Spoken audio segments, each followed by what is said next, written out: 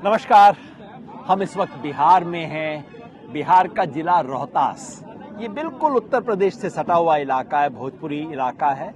वहाँ के टिकारी है गांव का, टिकारी गांव के नजदीक हम यहाँ पे हैं। यहाँ किसानों की एक महापंचायत हुई थी जिसमें राहुल गांधी थे, तेजस्वी यादव थे, बातचीत हुई।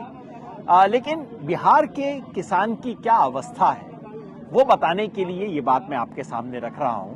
और दुख की बात बताने से पहले सुख की बात ये है, यहाँ का लिट्टी चोखा। लिट्टी, ये जो हमारे यहाँ दूसरी तरफ बाटी बोला जाता है ना, कुछ वैसी चीज है, लेकिन फर्क ये है कि ये स्टफ्ड है, इसके अंदर बीच में सत्तू है। मेरा प्रिय खाना है। जब भी बनारस से इधर भोजपुर की तरफ आता हूं तो मांग के लिट्टी चोखा मैं खाता हूं। लिट्टी और चोखा, चोखा एक तरह से बैंगन आलू का भरता, ये इस इलाके का बहुत प्रिय खाना है।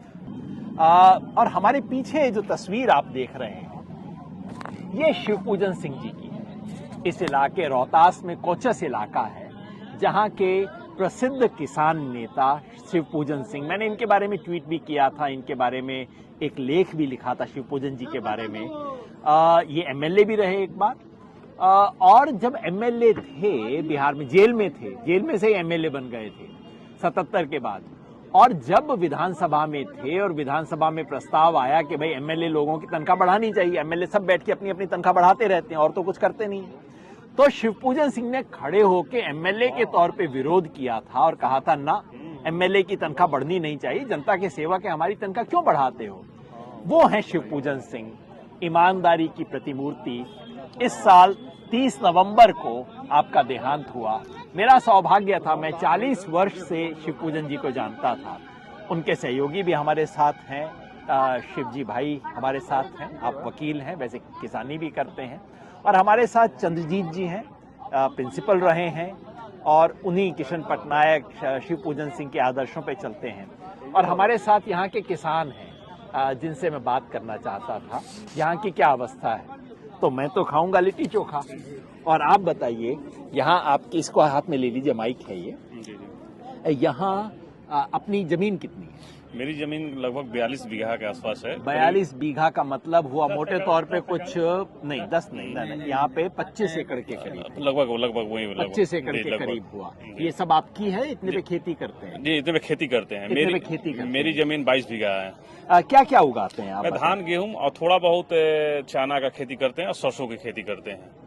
तो मुझे बताइए, पिछले सीजन में आपको इनके क्या क्या दाम मिला? धान का क्या मिला? धान में हम लोग को 1650 मिला, और उसमें ये नमी का भी लोग काट रहे थे। 1 किलो नमी, जो हम लोग का 40 किलो का जो वजन होता है, मन बोलते हैं उसको हम लोग, उसमें 1 किलो तो ये बोड़ा का ले लिए और 1 किलो हम लोग का नमी काट लिए। मतलब 42 किलो का, मतलब हम लोग का 1 मन हुआ। ये लोग 2 किलो एक्स्ट्रा ले लिए धान। और उसके बाद भी सर 1650 का गेहूं धान का रेट मिला, और सर 1700 के, लगभग 1700 के आसपास गेहूं का रेट मिला। जो कि सर हम लोग की लागत जितना लगता है उसके। मैं 1 मिनट आपको समझा दूं इसका हिसाब क्या बना। ये बता रहे हैं कि इन्हें गेहूं का, धान का मिला 1700, 1650 रुपया क्विंटल, मगर क्विंटल नहीं, 105 किलो एक्चुअली हो गया। क्योंकि 105 किलो मण तो हमारे भी समझते हैं 40 किलो का मण होता है। मण के पीछे यहाँ जो खरीदारी करने वाले हैं वो 2 किलो वैसे धरा लेते हैं, तो 40 की बजाय 42 किलो लेते। मैं आपको समझा दूं ये क्या कह रहे हैं, क्योंकि सारे लोगों को ये समझ नहीं आएगा, हमारे इलाके के लोगों को, देश के बाकी सब इलाकों में भी। ये कह रहे हैं कि धान का, यानी कि चावल की जो फसल होती है धान का इन्हें क्विंटल के पीछे 1650 रुपया मिला। लेकिन एक्चुअली 100 किलो के पीछे नहीं, 105 किलो। 105 का हिसाब कैसे हो गया कि जब मण को तोला, मण में होने चाहिए 40, लेकिन वो किसी ना किसी बहाने से व्यापारी 2 किलो और काट लेता है, तो 42 किलो तोलता है और पैसा देता है 40 का। यानी कि 105 किलो पे इनको दिए गए 1650। तो मतलब बढ़ गया, क्विंटल के पीछे 1600 का रेट पड़ गया। बिल्कुल। और पता है इसका सरकारी रेट क्या है? एमएसपी सरकार की आज की तारीख में है 2183 रुपया। यानी कि 1 क्विंटल के पीछे किसान को 583 रुपए का नुकसान हुआ, लूट हुई। और ये तो आज की है, अगर स्वामीनाथन कमीशन के हिसाब से मिलती तो होना चाहिए था रेट 2480 रुपया, लगभग 2500 रुपया। मिलता है 1600, करना होगा, मिलता है 1600 और वास्तव में मिलना चाहिए 2500। ये स्थिति है। ये आपको हमने धान की बताई। अब गेहूं का आप रेट बता रहे हैं। गेहूं का सर 1700 मिलता है। गेहूं का 1700 मिलता है। 41 किलो का मन बनाते हैं वो लोग। एक किलो लेना, वहाँ 1 किलो काटते हैं, दो नहीं काटते। उसमें नमी नहीं लेते हैं। नमी का चक्कर नहीं है, तो यानी कि वहां आपको 102 किलो, 102.5 किलो देना पड़ा। 2.5 किलो का 102.5 किलो देना पड़ा और आपको वहां 1700 का रेट 1700 का रेट मिला सर। जबकि सरकारी रेट गेहूं का है 2250 रुपया। अब आप देख लीजिए वहां कितनी हो रही है चोरी। बाकी फसलें भी आपने बताई। सर सरसों है तो सरसों तो हम लोग को बेचते नहीं है, वो तो अपने ही घर पे खाने के लिए हो जाता है। मगर रेट है क्या? रेट का सरसों का रेट सर ये 5500 5500 के हिसाब से हम लोगों को होगा सर, 5500। अभी मैंने कुछ लोगों से पूछा जी, क्योंकि सरसों का रेट आजकल अच्छा चल रहा है, इंटरनेशनल मार्केट में सरसों है, इसलिए सरसों का रेट ऊंचा आ जाता है। चना यहाँ करते हैं? हाँ सर, चना होता है सर 4500 रुपये रेट जाता है सर। चना का रेट बता रहे हैं 4500 और चना का एमएसपी कितना है? सरकार की तरफ से न्यूनतम दाम है 5400 रुपया। यहाँ कोई अरहर का किसान है? अरहर की खेती करते हैं? अरहर यहाँ पे नहीं है, तूर करते हैं। अरहर क्या दाम है अरहर का? अरहर का इस समय 6500 का है, 6500। इस समय 6500। पिछले साल क्या मिला? पिछले साल 54-55। 54-5500 मिला। और सरकारी रेट है अरहर का, सरकारी रेट मतलब न्यूनतम समर्थन मूल्य है 7000 रुपया। सो जो मोटी बात मैं आपको कह रहा हूं वो ये कि ये जो किसान आपको सड़कों पे दिखाई दे रहा है, लाठी खा रहा है, अब सरकार ड्रोन से उनके ऊपर बम गोले बरसा रही है, वो क्यों तंग है?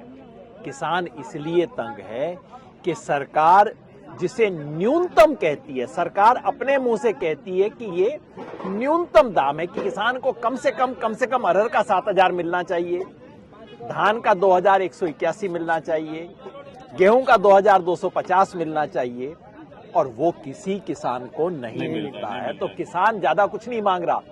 जैसे आप बाजार जाते हो ना, कहते हो भाई एमआरपी इतना लिखा है, इससे ज्यादा क्यों ले रहे हो? किसान भी तो कह सकता है एमएसपी लिखा है, इससे कम क्यों कर रहे हो? सर वो भी पैसा टाइम से नहीं मिल पाता, और वो टाइम से नहीं मिल पाता है सर। 1 महीने बाद, 2 महीने बाद। अभी सर हम लोग दिसंबर में धान दिए हैं, मार्च आने को है, फरवरी आधा बीत गया, अभी तक सर पैसा नहीं धान का मिला है अभी हम लोगों का। जो कि हम लोग खेती के लिए बहुत माना धान जो दिया है, उससे खेती के लिए हम लोग बहुत परेशान है। पैसा तो भाई हम लोग उसी पे है। और सर खाद भी नहीं मिल पाता है, जब खाद की सीजन आए तो डाई खाद मार्केट से खत्म हो जाती है, मिलता नहीं है। अभी 2-3 रोज पहले हम लोग यहाँ बारिश हुआ है, अभी दुकान पे जाइए तो यूरिया का दाम बढ़ गया सर। ब्लैक भी चल रहा है इसका। बिल्कुल चल रहा है। यूरिया का दाम सर 350 में मिल रहा है, 400 रुपया तक मिल रहा है। 420 तक मिनिस्टर दिया। जी जी जी 420 तक जी। मनमानी और ढाई जा खा रहे हैं, वो 1700 1500 जो 1450 में उसका 1700 1750 देकर लिया जाता है। जो 1400 में मिलनी चाहिए वो 1700 में मिल रही है। सर वो भी बड़ी मुश्किल से, हाँ, वो भी बहुत मुश्किल से मिल रहा है सर।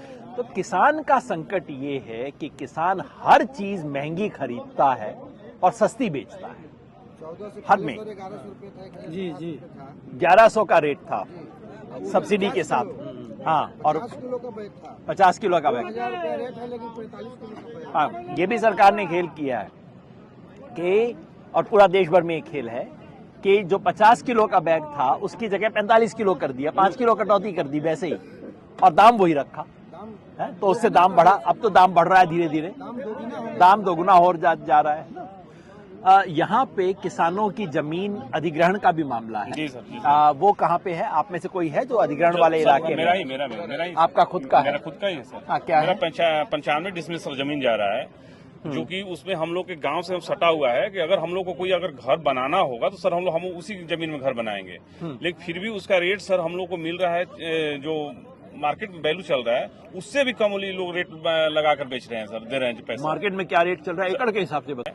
जो कि उसमें हम लोग के गांव से सटा हुआ है कि अगर हम लोग को कोई अगर घर बनाना होगा तो सर हम उसी जमीन में घर बनाएंगे। लेकिन फिर भी उसका रेट सर हम लोग को मिल रहा है, जो मार्केट में वैल्यू चल रहा है उससे भी कम ये लोग रेट लगा कर बेच रहे हैं सर, दे रहे हैं जी पैसा। मार्केट में क्या रेट चल रहा है एकड़ के हिसाब से बताइए। हम बीघा, आपका समझ, बीघा हर एक जगह अलग अलग होता है। जी जी क्या बीघा सर, क्या अभी चल रहा है? उस जमीन में पहले हम लोग 4 साल 5 साल पहले जो जमीन उसमें बेचे थे सर, उसमें हम लोग एकड़ 27 लाख रुपए एकड़ हम लोग का जमीन उसमें से गया था सर। और आज उसी जमीन को 9 लाख रुपए एकड़ के हिसाब से पैसा मिल रहा है सर, मतलब 17-18 लाख रुपए कम मिल रहा है सर। अब आप ध्यान से सुनिए, जो जमीन मार्केट में 27 लाख रुपया एकड़ है, हरियाणा में तो इसको सस्ता बोला जाएगा 27 लाख, वो जमीन सरकार 9 लाख एकड़ में जबरदस्ती दे रही है। भारतमाला योजना है जो सड़क बनाने की पूरे देश में योजना है, उस योजना के तहत 9 लाख के अंदर वो जमीन जबरदस्ती किसानों से ली जा रही है। जबकि देश में कानून है जो कहता है कि जो सर्कल रेट है उसका 4 गुना आपको मिलना चाहिए। तो सर्कल रेट अगर आपका 10, 12, 15 भी होता तब भी आपको उसके हिसाब से कोई 50 लाख 60 लाख के करीब मिलना चाहिए। हम लोग यहाँ सर 2012 तक 6900 रुपए सर्कल रेट है सर। 6900 रुपए सर 2012 के बाद बढ़ा ही नहीं है हम लोग यहाँ सर्कल रेट। सर्कल रेट नहीं और बढ़ा। सर हम लोग एक बार मुख्यमंत्री जी से बात भी करने गए थे यहाँ पे, नीतीश कुमार जी से, तो उन्होंने, उनको पता चल गया कि ये लोग आए हैं भारतमाला के लिए, वो लोग मिलना ही नहीं पसंद किए सर, हम लोग को बाहर से ही वहां से हटा दिया गया। तो ये है किसान की अवस्था। तो जब आपको टीवी चैनल दिखाए, बताए कि ये किसान है, उपद्रवी हैं, क्या कर रहे हैं, देखिए तो ऐसे थोड़ा ही देश चलता है, उनको पलट के कहिए, देखिए ऐसे देश नहीं चलता है। किसी की 27 लाख की जमीन 9 लाख में हड़पोगे, ऐसे देश नहीं चलता है। किसी किसान को आप कहते हो कम से कम मिलना चाहिए 2200, देते हो 1700, ऐसे देश नहीं चलता है। किसान खड़े हैं। और आज एक जो बड़ी बात हुई वो ये कि कांग्रेस पार्टी ने और उनके साथ में राजद ने, तेजस्वी जी भी यहाँ थे, दोनों ने किसानों को कमिटमेंट किया कि न्यूनतम समर्थन मूल्य की कानूनी गारंटी दी जाएगी। और आज के रेट पे नहीं, जो स्वामीनाथन कमीशन वाला रेट है उस रेट पे गारंटी दी जाएगी। अगर वो होता है तो किसान आंदोलन की यही मांग है। इसी मांग को लेके किसान सड़क पे हैं कि हमें दान नहीं चाहिए, हमें फसल का दाम चाहिए, कानूनी गारंटी से चाहिए।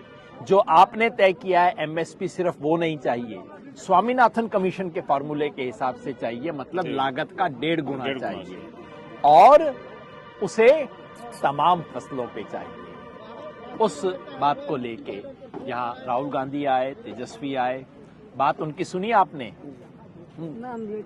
आप लेट आए, आप यहाँ सुन रहे थे, बात ठीक लगी? जी बहुत अच्छा लगा। हाँ, क्या क्या कहा उन्होंने? उन्होंने जो भी कहा किसानों के हित के बारे में, उन्होंने कहा कि हम नियमतः कानूनी जमा पहनाएंगे एमएसपी को। तो यह भी बात अच्छा लगा कि सरकार नहीं कर रही है, नियम नहीं बना रही है कि नहीं हमें एमएसपी देना है तो देना है, नियम बना दे कि अगर कोई इसके खिलाफ जाता है तो उसको हम दंडित करेंगे। सरकार ने ऐसा कानून नहीं लाया। तो हमें ये अच्छा लगा कि किसान एक ही चीज मांग रहे हैं और बहुत दिनों से मांग रहे हैं कि किसानों को एमएसपी दिया जाए। मोदी सरकार तो कह रही है लेकिन दे नहीं रही है, और किसानों को आतंकवादी क्या क्या, खालिस्तानी, पाकिस्तानी क्या नहीं कर रही है, देशद्रोही। यहाँ तक कि कोई उनके खिलाफ में बोलता है, कोई उनसे सवाल करता है तो लोग कह देते हैं कि ये एंटी नेशनल है, ये देशद्रोही है। ये सब मोदी सरकार कर रही है। और इन्होंने जो भी कहा, तेजस्वी यादव ने और राहुल गांधी ने बहुत अच्छा कहा। उन्होंने किसानों के हक में कहा और जो भी कहा वो किसानों के हित में कहा। हम उनके साथ हैं। तो बिहार के किसान भी हरियाणा के किसान के साथ, पंजाब के किसान के साथ, कर्नाटका के किसान के साथ हैं। किसान मिलकर लड़ेंगे तभी इस देश में न्याय आ सकेगा। तो जाने से पहले एक बार फिर याद दिला दूं, जब मौका मिले लिट्टी चोखा जरूर खाइए, देश के सबसे स्वादिष्ट व्यंजनों में से एक है। बहुत बहुत शुक्रिया।